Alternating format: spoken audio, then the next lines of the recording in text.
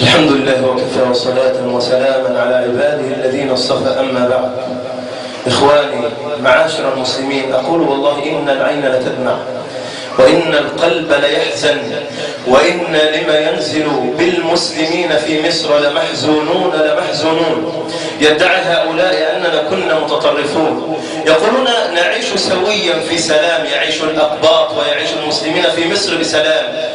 كان لما يحدث شيئا لأحد من الأقباط أو لأحد من النصارى، هؤلاء القذرة الأنجاس، أنا أقول وأيم الله، أنا أقول أقسم بالله أن هؤلاء جميعا أنجاس الذين يعتدون على المسلمين في ظل حماية المسلمين لهم على أرض مسلمة توحد الله عز وجل. أنا أقول إن هذا كله لعين التطرف، إن هذا كله لعين الإرهاب. وأنا أقسم بالله أن المنظمات وأن المؤسسات سيمر عليها كل هذا مرور الكرام. قتل مسلمين عسكريين، قتل مسلمين مجندين، قتل مسلمين من الشرطة، من إخواننا وأبنائنا الذين كانوا يقفون يحرسون مبنى مسبيرو. وأنا أقسم بالله لو أن هؤلاء الأنجاس من الأقباط يعلمون أن الذين يقفون ليحرسون مبنى مسبيرو من اليهود أو من النصارى لما قاموا ولا فعلوا مثل ذلك، وما كسروا سيارات وما أحرقوا عربات وما قاموا بإطلاق النيران على هؤلاء المسلمين الذين كانوا يقفون لحماية هذا المبنى الحساس.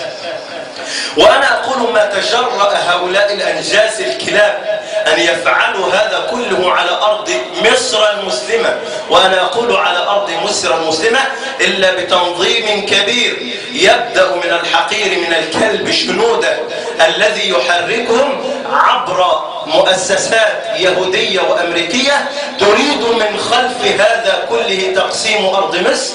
وأنا أقسم بالله لن يقسم شبر على أرض مصر إلا على جثث هؤلاء الأقباط وعلى جثث هؤلاء النصارى، ولو سفكت دماؤنا ولو أزهقت أرواحنا. قتلوا من المسلمين ما قتلوا الآن حتى الساعة، قتلوا رجلين من المسلمين من العسكريين جراء بعد إصابة أكثر من 30 مجند من هؤلاء المسلمين من الشرطة ومن العسكريين بعد أن قاموا. قال شاهد عيان أنهم كانوا ينزلون عند الكوبري المجاور لمبنى مسبيرو، كانوا ينزلون جماعات. فالأمر مدبر من هذا الحقير الذي يدعى شنودة، الأمر مدبر من مؤسسات خارجية من أيدي تريد من خلف هذا كله أن تنال من الإسلام ومن المسلمين على أرض مصر. وأنا أقسم بالله لو مسكوا السحاب في أيديهم، بل لو طاولت أعناقهم نجوم السماء، لن يصلوا فيستطيعوا أبدا أن يقسموا شبرا من مصر. وأنا أقول والله لو مر هذا الفعل عبر المؤسسات وعبر المنظمات وعبر الحكومات، لن يمر هذا الفعل أبدا عندي ولا عند غيري من المسلمين الأحرار الذين يؤمنون أنه من اعتدى علينا فلا بد أن نعتدي عليه بمثل ما اعتدى علينا. فمن اعتدى عليكم فاعتدوا عليه بمثل ما اعتدى عليكم. وأنا لا أرى فيهم قصاصا ولا حكما. نحن لن نقبل شجبا، نحن لن نقبل استنكارا، لن نقبل اعتذارا من كلبهم شنودهم هذا الذي يحركهم، أو من طواغيت النصارى والأقباط الذي يعيشون وينعمون على أرض مصرنا الحبيبة.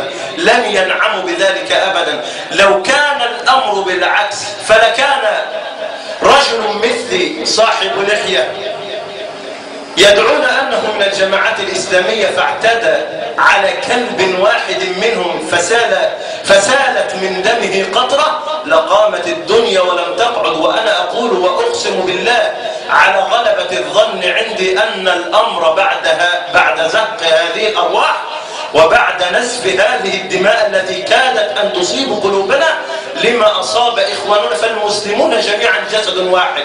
لو قتل أحدنا في القاهرة فكأنه قتل في عقر داري عندي، كأنه من أبنائي وكأنه من إخواني وكأنه من أبائي.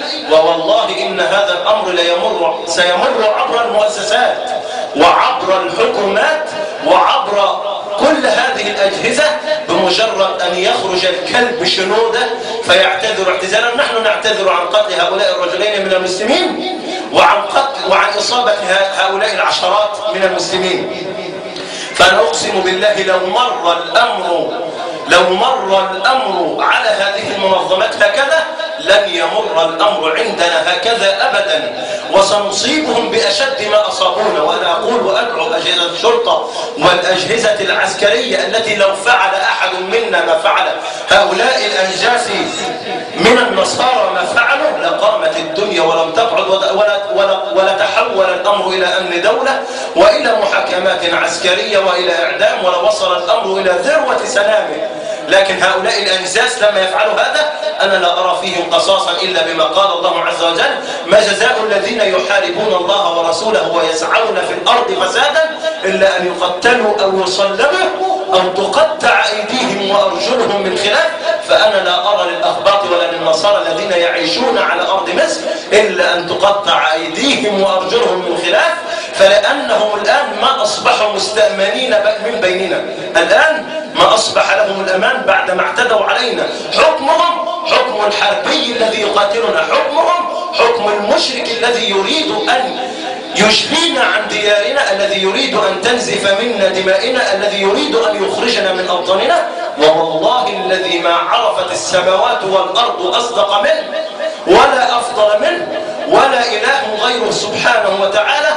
لن يمر الأمر بعد ذلك مرور الكرام، فمن اعتدى عليه سأعتدي عليه بأشد ما اعتدى به عليه، وسيكون الأمر بعد ذلك الدم بالدم والرأس بالرأس والعين بالعين والجروح قصاص، وسيكون حكم الله عز وجل أبا أو رغب بعد ذلك، بعد أن يمكن الله عز وجل لدينه فوق هذه الأرض المسلمة فوق مصر المسلمة. لن يكون بعد ذلك قصاص فيهم إلا بما أراد الله عز وجل وبما حكم به سيدهم محمد صلى الله عليه وسلم. وسنرى بعد ذلك وسترون ما كنت أتكلم فيه أن الأمر لن يكون إلا كما قلت لكم اعتذار، شجب، استنكار، ولن يكون ذلك ليريح صدورنا، بل سيكون بعد ذلك الدم بالدم، العين بالعين، الأنف بالأنف، الأذن بالأذن، وسيكون بعد ذلك الجروح قصاص، ولن يكون فيه إلا حكم الله